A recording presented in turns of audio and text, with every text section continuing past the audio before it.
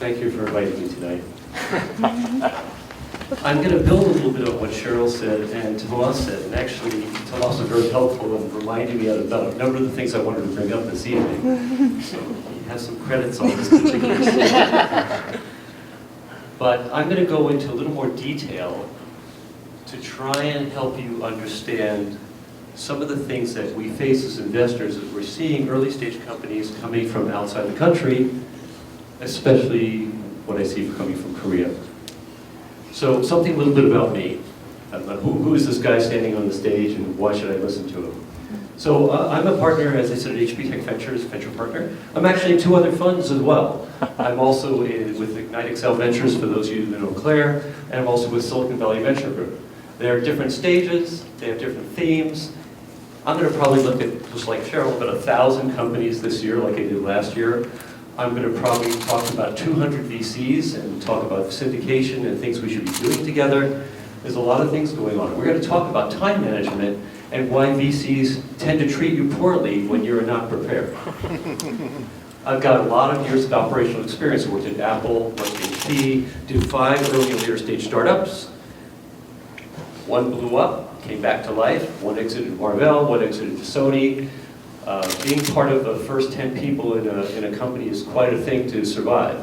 One of those startups was a guy named Steve Blank that wrote something called the Lean Startup. Spending time with Steve was quite the experience. And of course at Apple, the other Steve that I had to put up with. So I've been around the block, I've got a lot of scars, and you know, good judgment comes from bad experiences.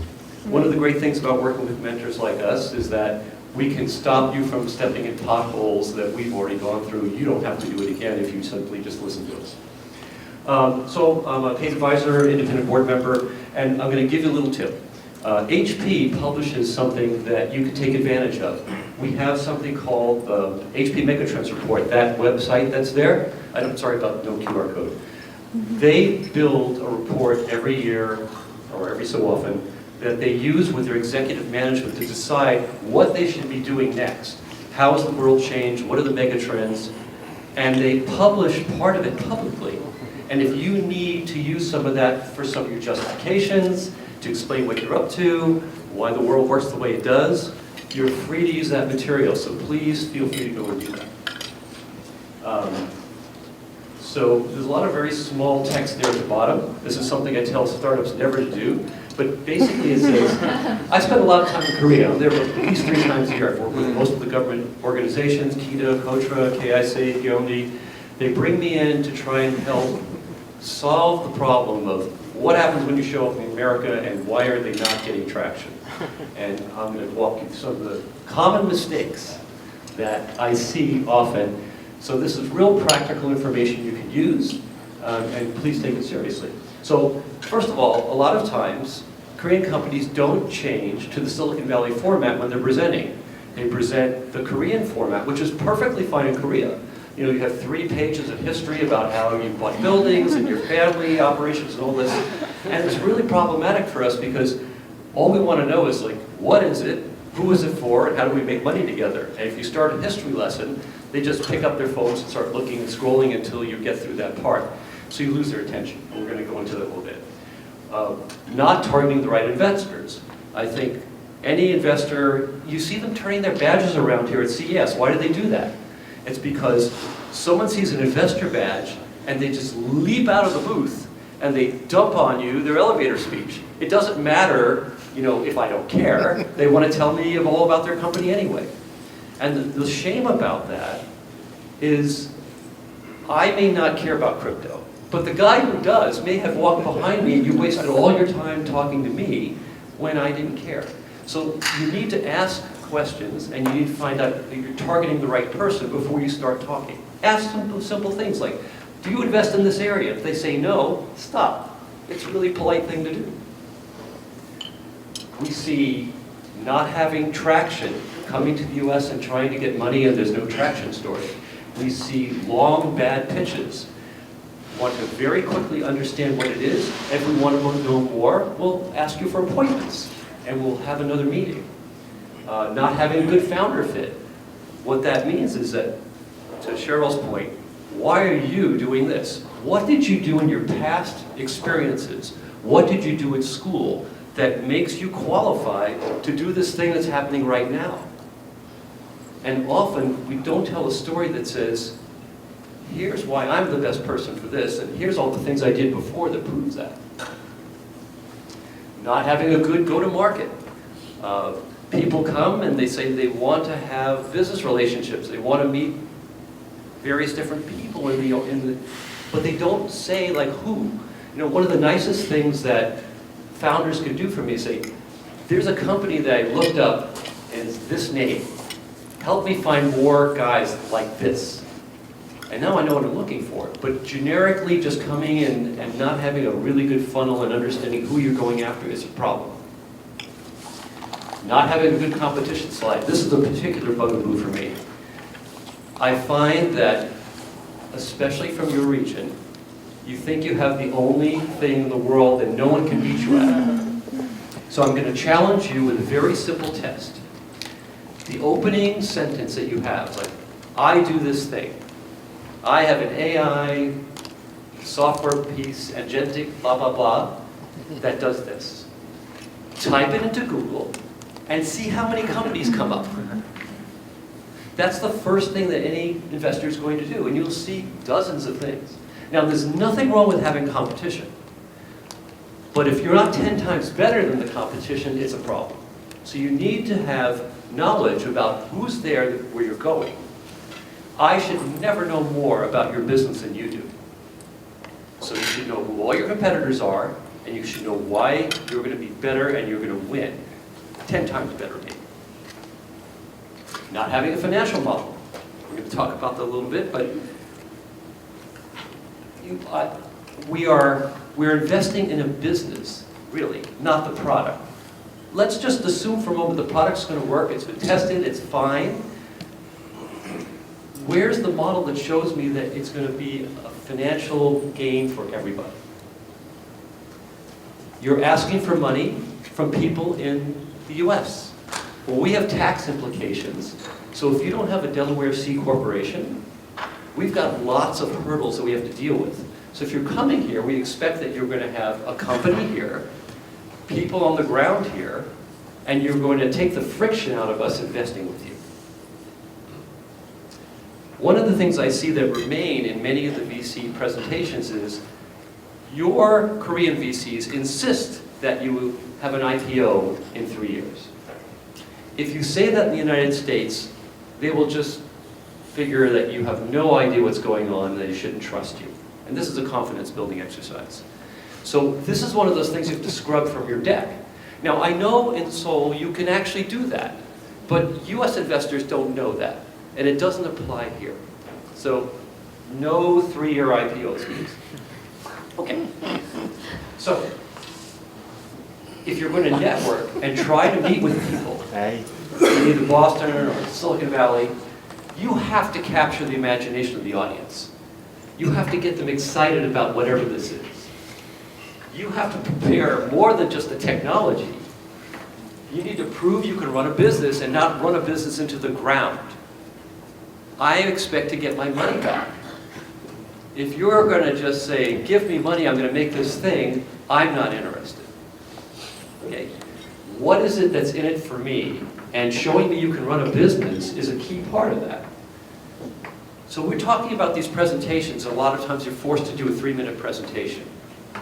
And this is where people get really confused. You try to have one presentation deck that solves all problems.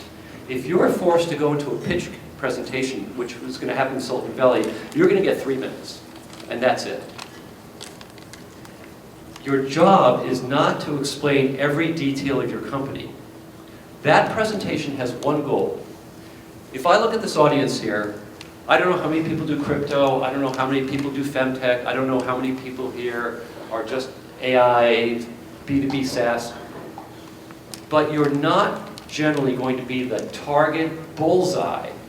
That guy's not going to be in the office saying, oh, I have been waiting here all of my life for you, where have you been? That guy's not going to be in the audience. However, people like Cheryl and Tomas might know that person. So your job is to tell a 3-minute presentation that they can accurately repeat to their friend correctly. If it's full of technical jargon, if they can't remember half of the things that you said, you have failed. It should be, oh, I saw this robotic electric knee that could really help your mother-in-law out with. It's from this company, they're shipping in this date. A very simple set of sentences they should be able to walk away with. That's what that presentation's for.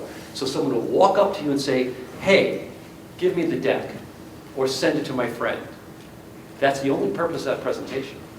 Then you can talk as much as you want if you get a meeting. But you cannot tell the entire story of the company in 3 minutes, and you cannot possibly have everybody remember your story and repeat it to someone else accurately. So, Silicon Valley format for the presentation. There's lots of people that can help you with that. And don't waste the investor's time. And what I mean by that is, we don't have patience for a lot of solicitations for things we don't care about. We really don't. You only want to talk to the investors in your space. And let's talk about why this is so important. I'm going to give you a little bit of mathematics that Cheryl started talking about. If you're not on thesis with the fund, in other words, if you're not talking to somebody that cares about the space, they don't care. But if you are, they're going to be thrilled to talk to you. That's what they're looking for. So find the people that care and ignore everybody that doesn't. So if we go just do a little math here, you got 52 weeks a year, 6 weeks of vacation, 46 weeks are left. So if you spread out the 230 days we have a year, and we only have so many meetings we can have a day, 4 meetings a day maybe, the most amount of people I can talk to, if I'm really lucky, is 920 companies. That's a lot. If you're not ready, if you're not prepared, if you make a presentation and you flub it, you're not going to get another shot at this guy or this woman. There's no time for them to come back to you and ask you to do it over again. If you're not ready, you should not get on the plane and go anywhere until you are. Do all the homework somewhere else. You don't want to talk to a seed investor if you're a Series B. You don't want to talk to a Series B investor if you're talking to seed people. You need to be stage compliant and thesis compliant. And you need to know this before you start talking to them. You can ask questions. So target the right investors. Make sure they fit your strategy. Make sure the check size match. If you're raising $1 million and they only write $20,000 checks, stop. Make sure they have capital to invest. They may be raising a fund and they can't invest right now either. So you need to ask them, are they fundraising? Are they finished? Do they have dry powder? What's going on? Do they invest frequently? Are they strategics? A lot of people want to get business from corporates that are strategic investors. They don't make a lot of investments a year generally. So if you're going after them, you may have to be at the back of the line with a bunch of other things they're thinking about. What are we dealing with here? You need to know these things. You have to ask questions. Are they interested in your space? Ask them that. If they're not, don't try to keep telling your story. Just go on to the next person. So your job is to find the believers, not convince the non-believers. So again, let's use crypto. I'm not a crypto investor. If you want to tell me all the great things about crypto and why I should be investing in crypto and I'm not a crypto investor, you're wasting everybody's time. If I'm in beauty tech and I'm interested in novel ingredients that are coming to market with a new brand, I'm looking all over for that. I absolutely want to talk to them. Don't try to convince non-believers. There's plenty of people in your space that you need to find, right? Do your research up front. So, this is not what fundraising looks like. Shark Tank is not anything like what it is. It's like a spreadsheet. You've got a spreadsheet of people that you're going to go after before you get on the plane or get in a car. You're going to have 100 meetings before anything happens, online or in person. This is the funnel you're going to create for VCs. 80% of that work is going to happen before you have a first investor meeting. All that has to be done up front. So you're going to do a lot of overkill in preparation.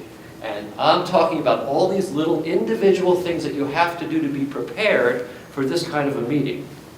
So, I want to see a 15-second pitch, a 30-second pitch, a I want a pipeline of 200 investors that you think you're going to talk to, because a lot of them are going to say no. There's a group out there, you can go pull this up from openvc.app, and it will help you build specific lists of VCs that are in your space and on thesis. Use it, it's free. Build a pipeline and say, okay, out of all these people, are they in the right spot? Great. That's what we're going to go after and ignore everybody else. We also have to have follow-ups. You did a presentation, someone walks up to you, they give you a card. Now what are you going to do? Well, you need to have a teaser for your deck. You need to have a pre-written email. Every one of them should be customized. If you're going to reach out to a VC, your job is to go to their website, look at who's in their portfolio already. Say, hey, I saw you invested in Bubble, and I'm in this space. It's not competitive, but I think you're the kind of investor that likes these things. Tell me if I'm right. Make something personal, look them up, find something that says, oh, these guys spent a little bit of time checking me out, and they know something, so I might want to take that meeting. Don't just send a generic, hey, I'm doing this much money, and I need this much money, and I'm in this space, and I did all these, and I got all these awards when I was in Korea. None of that's going to help. So we need something, a forwardable email. What's that for? So if you have a friend that's going to do a warm introduction for you, don't make them write the email. Write a really nice email for them to forward. Do the whole thing necessary so they can say, hey, Tomas, I saw this company. I'm going to forward you this thing because I think it's in your space. You do all the work for it. You do not make the guy that's referring it do that work. You also need a cold template, something where you don't have a warm template, right? What are you going to do about that? You need to have a financial model that shows what you're doing and how you're going to make money and how you're not going to run into the ground. You need to go to market strategy, competitive analysis, and a data room. If you do a presentation and you start engaging with somebody and you don't have this stuff, they're going to stop until you do. So again, it's back to preparation. So we have to do the storytelling. What's the storytelling? Want to know, what is it? Who is it for? How do we make money together? A lot of these presentations are written like they're grants from Coca. I'm going to give you money and I'm going to make this thing. And then what? I want 5x in 5 years. If I give you $1 million, I want $5 million back. Show me how that's going to happen. Get me excited, right? Show me your passion. All three of us talked about be passionate. I don't want a house flipper. I don't want somebody who's doing this because they think they're going to sell it to Microsoft in 2 years. I want somebody that's solving a problem that they're so important to them, they're going to go to the wall. I've had a few presentations now that people gave me that were just terrible. And I turned to the founder and I said, I want you to imagine for a moment that in order to do this, you've got to take a homeowner equity loan against your mother's house and give that money to the company. And if you're wrong, she loses the house and she's going to be homeless. Based on the presentation you gave me today, would you risk your mom's house? And I've had founders say to me, no. So why should I give you money? You have to believe in so much that you would risk your mom's house. That kind of passion, that kind of certainty. So don't get into the whole personal story about how you got there before you talk about the product, because they want to know if they're in the right space first. But then you can talk about your background. Say, here's how I got here, here's why it's important to me. Product first.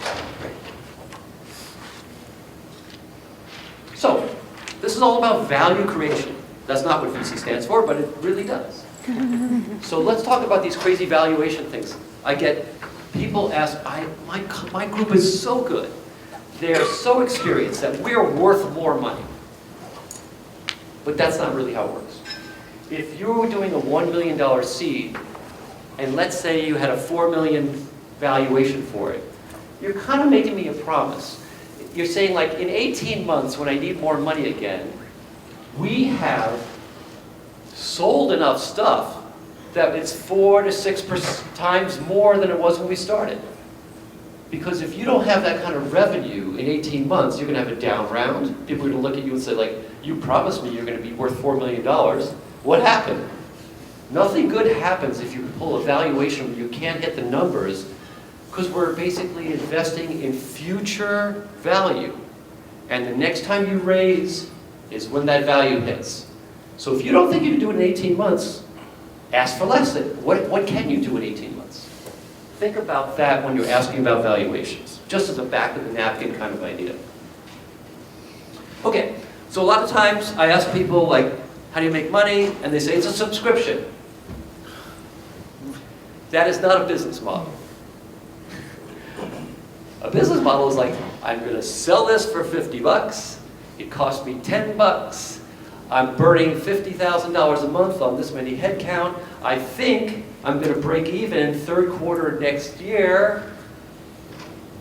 It's a confidence building exercise. I want to know that you understand your numbers well enough where you're not going to run the company into the ground. You can't just say, I'm doing recurring revenue without telling me how it's recurring, how often it's recurring, how you're spending your money, how much money is left. If you just say it's a subscription, you're just going to lose interest and people are going to think you don't know how to run the business. Don't do that. Okay? So, you need enough runway, you need to raise enough capital to carry you to the next financing. So, what milestones do you need to do that? You should know what that is. How are you going to get there? You need to tell me how you're going to do that. When will you be profitable? When do you need to raise again? Who are you thinking is going to fund you? You should know the answers to these questions before you get into a funding meeting with a venture capital person. They're thinking about all this stuff and you need to have those answers. So, your job also is to ask the investor questions. You should just do whatever it is and not ask any questions. You need to know about them. So, what's the decision-making process for this guy? What's the sector experience? What's their communication and involvement? How many investments do you do a year? If they do 2 a year and they're saying 1,000 people, that's terrible odds, right? How big is your check? Does it fit? When was your last investment? That's a great question. You know, if they haven't done anything in 2 years, you ought to know that. Are you interested in my company? Be brave. Ask them. Like, I'm sitting here in a meeting. Are you interested in this? Just ask the question. They'll probably tell you the truth if you just ask. What's your process? This is also important. So we had a meeting, sent you some slides. What happens next? Well, in my case, I might send it to my analyst. He's going to look at it and say, yeah, it's on thesis. No, it's not stage compliant. Oh, they got somebody on the cap table that looks like, oh, it's a Russian oligarch. We better not do this, you know. There's going to be a process where someone's going to look at this first and decide whether other partners should be involved. And then we'll get together and have another meeting. You should know what their process is, because if they go dark or something doesn't happen for a while, you need to know why.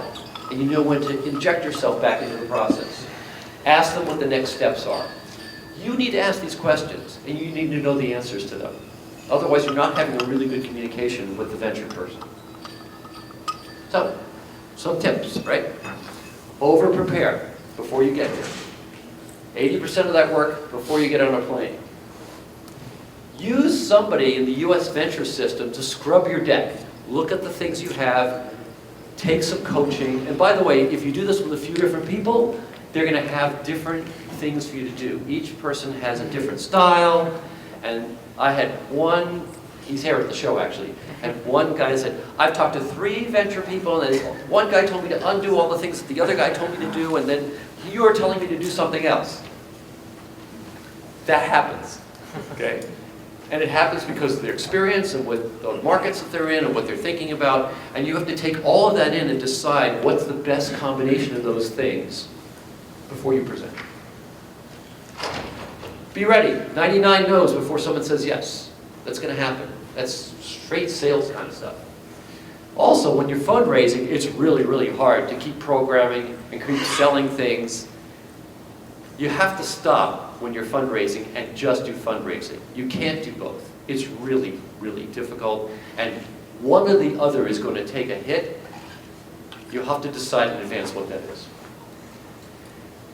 The last item here is a real bugaboo for me. I can't tell you how many times I've been set up for a paid-for mentor. I'm being paid to talk to somebody and help them. And they're late, or they missed the meeting, and the excuse is, well, I had this sales call I had to make, and I had to go do that. You're just wasting everybody's time.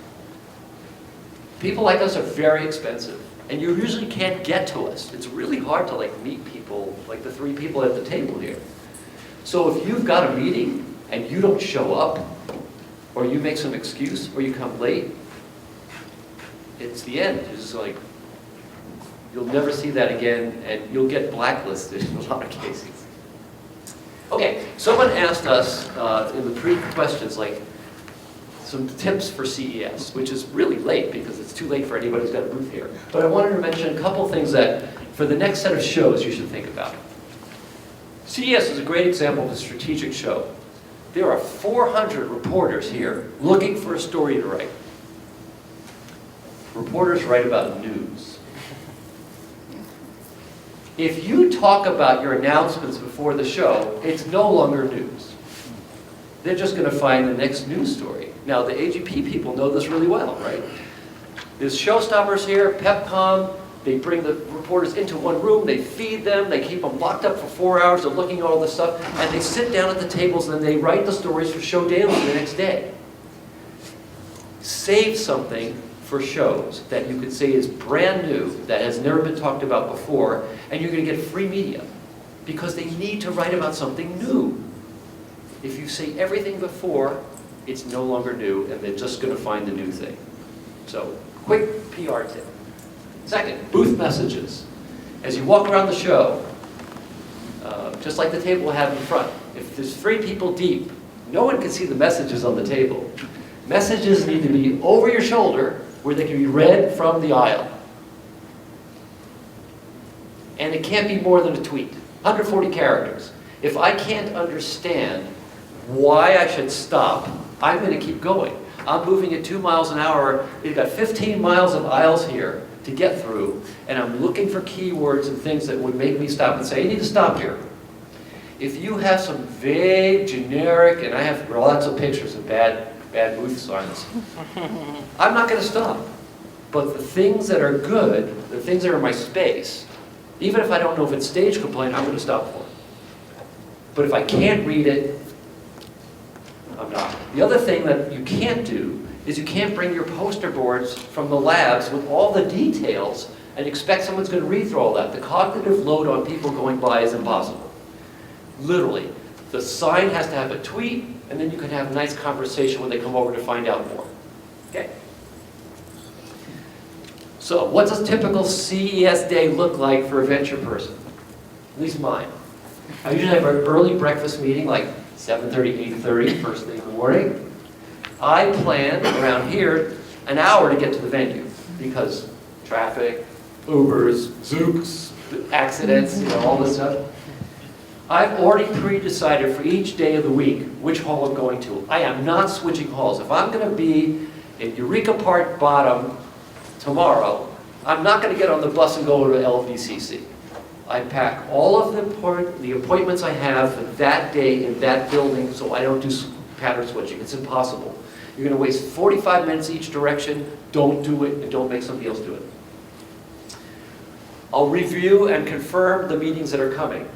Crazy things happen, meetings are going to cancel, people can't do something, someone has a car wreck, whatever. So try to do that. And I block out 2 specific sections to walk the hall, 2 one-hour blocks, or 2-hour blocks.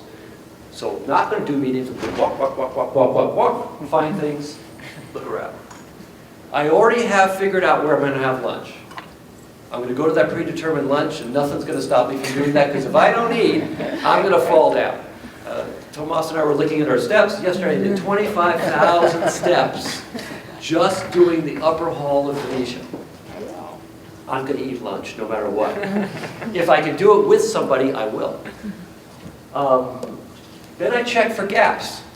Is there any open sessions I want to see that happen to be in a hole that I didn't plan? And if there's nothing, I'm just going to go back to walking. But it's got to be in that hall. I'm not going somewhere else. Okay, end of the day. If you haven't tried this, get on the monorail and go anywhere away from the conference center and get your Uber there. Don't get an Uber outside the conference center, it's impossible. But for $5, you could go pretty far away from everybody and get an Uber really easily. So try that. There's a published CES party list around all the time. You want to know what all the side events are doing? So we're going to look at that list and see if there's still time to meet anybody at these events. Get back to my room by 11:30. Scan all the business cards that you guys just gave me. Make notes about all the things that you just gave me. And then try to send follow-up emails out before midnight. That's what a day looks like for me. If you have a lousy pitch, I don't have time for you. Okay? So, hopefully that gives you a few ideas of what we're doing, how you might go about your day, how to deal with people like us when you're here at the show, and hopefully before you come to Silicon Valley, things you might change. Thanks.